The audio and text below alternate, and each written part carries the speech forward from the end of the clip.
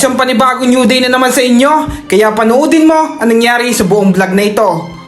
Ngayon nga, itatagpuin natin yung pinagpagawa natin ng sticker natin para mabigay sa mga ating followers.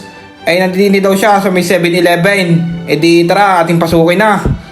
Yun nga, nakuha na natin ang ating sticker. Dini kay ma'am, talaga namang quality sa gusto magpagawa, ilalagay ko na lang ang Facebook ni ma'am Dine sa comment section.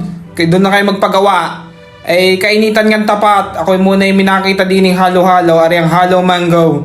Din lang malapit sa Sapatusan, tabi ng barbershop. Din sa bayan ng Rosario, malapit sa may simbahan. Kay pumarni na, talagang napakasarap ng halo-halo din ating titimusan muna. Ari nga, ang bubungad sa inyo, ari sa loob.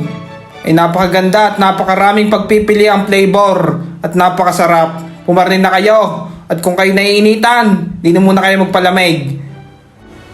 Garni nga, ginagawa ang kanilang halo mango. Talaga namang napakalinis at napakaganda ng kanilang preparation dito sa paggagawa ng halo mango na ito.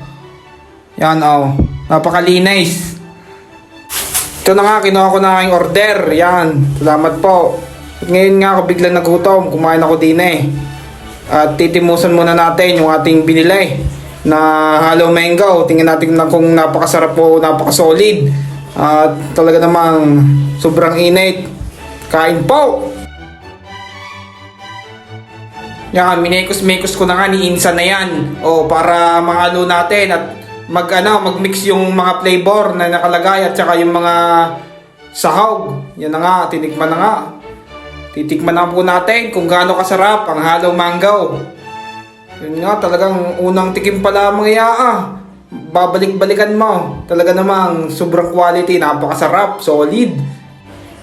Siya, ngayon ako muna inyong i-follow at mag-comment kung saan nakakarating ang aking video. Siya, ako ipapaalam na. Salamat sa panonood at salamat sa inyong suporta. At mahal na mahal ko kayo.